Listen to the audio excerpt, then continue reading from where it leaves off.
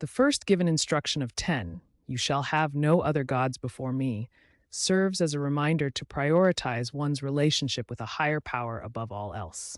However, in today's society, this instruction is often overlooked or ignored. One of the main reasons for society's trouble with the first instruction is the prevalence of secularism and materialism. In a world that values wealth, success, and personal fulfillment above all else, it can be easy to lose sight of the importance of spiritual beliefs and practices. Many people prioritize their careers, relationships, and possessions over their relationship with Source, leading to a sense of emptiness and dissatisfaction. In a culture that values independence and self sufficiency, many people feel that they can achieve success and happiness on their own without the need for a higher power. This mindset can lead to a sense of arrogance and pride, as individuals believe that they are in control of their own destinies. The increasing diversity of beliefs and worldviews in society can make it challenging for individuals to adhere to the first instruction. With so many different religions, philosophies, and spiritual practices to choose from, it can be difficult to discern which path is genuine. Despite these challenges, it is important for us to remember the importance of the first instruction. By prioritizing our relationship with Source above all else, we can find a sense of purpose, meaning, and fulfillment that transcends material possessions and worldly success. Seeking guidance and strength from a higher power, individuals can navigate the complexities of modern society with grace and humility. The first commandment serves as a testament to stay true to one's spiritual beliefs and values, even in the face of societal pressures and challenges. The second instruction, "Thou shalt not make unto thee any graven image." This instruction reminds us not to worship idols or put material possessions above our relationship with Source. In a world that is increasingly driven by consumerism and social media, it can be easy to fall into the trap of idolizing material things or people. Social media personalities and celebrities who are idolized by millions of people are a major trap used to shy individuals away from the second instruction, unbeknownst to the celebrities. These individuals, on the daily basis, promote a lifestyle of excess and materialism, leading their followers to believe that happiness and success can be achieved through the accumulation of wealth and possessions.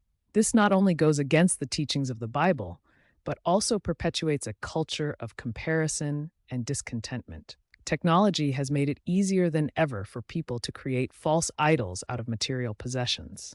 With the constant bombardment of advertisements and messages telling us that we need the latest gadgets or fashion trends to be happy, it can be difficult to resist the temptation to prioritize these things over our spiritual well-being. This can lead to a sense of emptiness and dissatisfaction, as we realize that material possessions can never truly fulfill us in the way that a relationship with Source can. We must remember that true happiness and fulfillment come from our relationship with Source and not from the things we own or the people we idolize.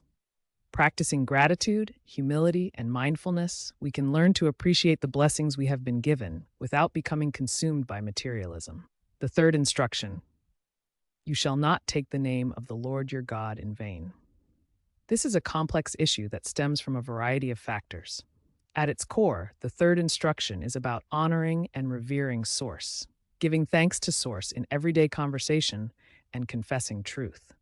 The instruction also gives warning against dishonoring Source. Using Source to do evil opposes this instruction. Balancing the needs of all people within a community, despite differences, is important. This may seem like a simple concept. In practice, it can be incredibly challenging. From a young age, we are taught to focus on our own needs and desires, rather than considering the impact of our actions on others. This leads to a lack of empathy and understanding for those around us, making it difficult to truly commit to the well-being of the community as a whole. The third instruction requires a level of selflessness and sacrifice that many people are not willing to make. In a society that values success and material wealth, it can be hard to justify putting the needs of others before your own. This leads to a lack of social cohesion and a breakdown of community bonds, as individuals prioritize their own interests over the well-being of others. The third instruction is often blocked by systemic issues such as inequality and discrimination. When certain groups are marginalized and oppressed, it can be difficult for them to fully participate in and benefit from the community. It creates a sense of division and mistrust, making it even harder for society to come together and work towards a common goal. It is imperative that society strive towards a stronger commitment to the well-being of all, not the few. Enriching empathy, understanding, and responsibility, we can create a more inclusive and equitable society for all.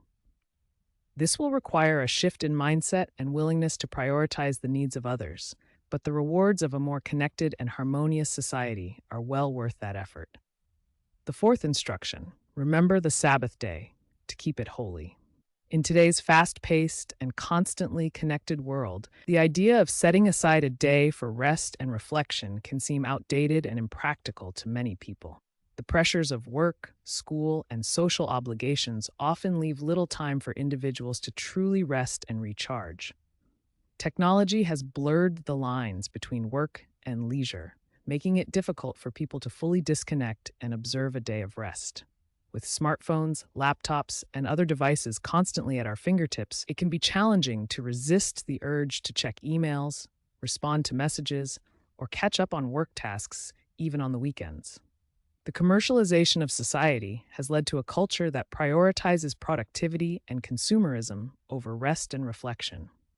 Many businesses operate 7 days a week, making it difficult for employees to take a full day off without feeling guilty or falling behind. The pressure to keep up with others and succeed in a competitive world can make it hard for individuals to prioritize their own well-being and cling to principles of the fourth instruction. Societal norms and expectations often dictate that success is measured by how busy and productive one is, rather than by how well rested and fulfilled they feel. This mindset can lead to burnout, stress, and a sense of emptiness that can be difficult to overcome. Taking time to rest, reflect, and connect with loved ones can help restore balance and perspective in a world that often feels overwhelming and demanding. By honoring the Sabbath day and keeping it holy, individuals can cultivate a sense of peace, gratitude, and fulfillment that can benefit not only themselves, but also those around them. The fifth instruction, honor your father and mother, seems like a simple directive on the surface. After all, showing respect and appreciation for our parents is something that most are taught from a young age. However, as we navigate the complexities of modern society, it becomes clear that honoring our parents is not always as straightforward as it may seem. With divorce rates on the rise and more children being raised in single-parent households, the dynamic between parents and children has become increasingly complicated. In some cases, parents may be absent or neglectful, making it difficult for children to show them respect. On the other hand, parents may struggle to connect with their children, leading to strained relationships and lack of mutual understanding.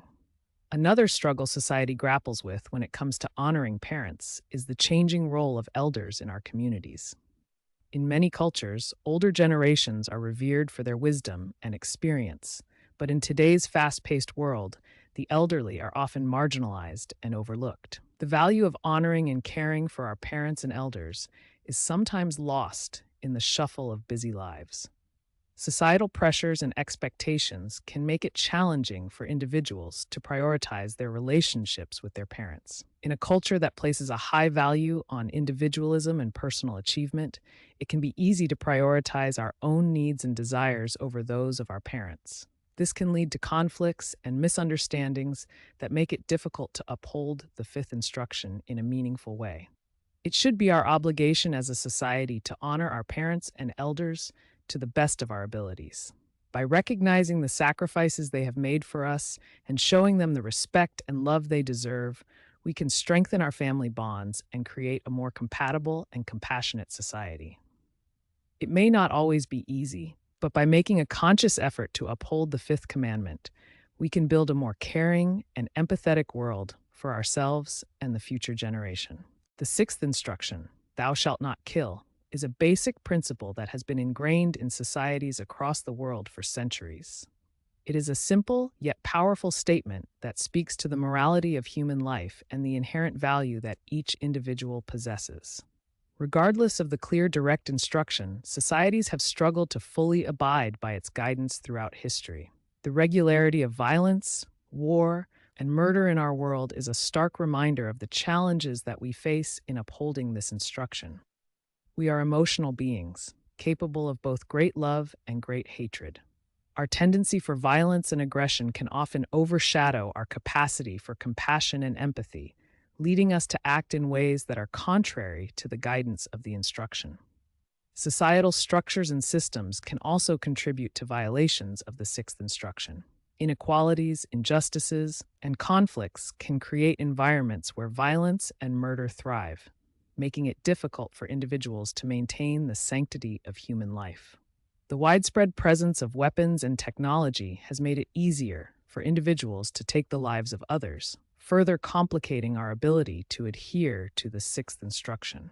The rise of gun violence, terrorism, and warfare has made it increasingly challenging for societies to promote peace and nonviolence. Through embracing the instructions of this commandment and working towards a more peaceful and just world, we can begin to address the societal troubles that have plagued us for so long. It is only through a collective effort to promote love, compassion, and nonviolence that we can truly honor the sacredness of human life and create a better future for all. The seventh instruction, thou shalt not commit adultery. This has been a factor of controversy throughout history. Being unfaithful to one's spouse is a betrayal of trust and can have devastating consequences for individuals, families, and communities.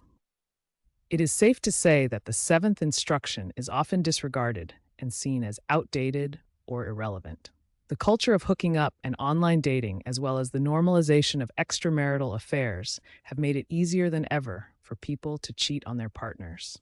The glamorization of infidelity in popular media and entertainment further supports the idea that cheating is acceptable or even desirable. The consequences of adultery are far-reaching and can have a lasting impact on families. Trust is shattered, relationships are destroyed, and children are often caught in the crossfire. The emotional toll of infidelity can construct a false sense of what a relationship really should be. The seventh commandment is an indication of the importance of fidelity and commitment in relationships. Marriage is a sacred bond that should be honored and respected, and cheating is a violation of that trust. The eighth instruction, thou shalt not steal. Stealing is an act of selfishness, greed, and disregard for the rights and possessions of others. It is a violation of trust, a betrayal of the social contract that binds us together as a community. We live in a society that values material possessions and wealth above all else, generally at the expense of our moral compass. Stealing goes beyond just taking physical objects. It can also manifest in more insidious ways. Like intellectual property theft, fraud, and embezzlement, these crimes not only harm individuals, but also undermine the very foundation of our society. When we cannot trust each other to act with honesty and integrity, our communal fabric begins to crumble. Stealing can destroy relationships, ruin reputations, and lead to legal repercussions that can have lasting effects on a person's life. Perhaps the most damaging outcome is the erosion of our own sense of self-worth and moral integrity. When we steal, we not only harm others, but we also diminish ourselves in the process. The eighth instruction is attestation that we are all interconnected and that our actions have consequences that ripple out into the world. Honoring this commandment and respecting the property and rights of others, we can create a more honest society for all. The ninth instruction, thou shalt not bear false witness against thy neighbor. With social media and the persistent onslaught of information, it can be easy to spread false info or gossip about others. It undermines trust and mutual respect when someone is falsely accused and creates injustice and unfairness. Spreading lies and deceit will contribute to a culture of dishonesty and mistrust and lead to negative effects towards the accuser regarding their reputation and credibility. It is honorable of individuals who uphold honesty, integrity, and compassion in their interactions with others. They help build a world where truth and justice come out ahead. The 10th instruction, thou shalt not covet thy neighbor's house, desiring something that belongs to someone else, is a very common struggle that many people face in their daily lives today and throughout recorded history. The temptation to covet is everywhere. Television shows, movies, social media, news outlets, books, and the list goes on. It is branded and ingrained into us at a young age. So, how does one not do what they are taught to? This has created a culture which has normalized competition, greed, and materialism to a point where possessions and status have become more important than positive core values. This has desensitized societies, making it acceptable for individuals willing to do whatever it takes to acquire what they covet, even if it means stepping on others or compromising their morals and values to do so. The 10th commandment speaks of the importance for people to practice gratitude, humility, and self awareness. When focusing on the blessings in their own lives, even if there are only a few, and appreciating what they have, individuals can try to acquire a sense of contentment and fulfillment that cannot be achieved through material possessions. By valuing relationships and connection over possessions and status, people can become better.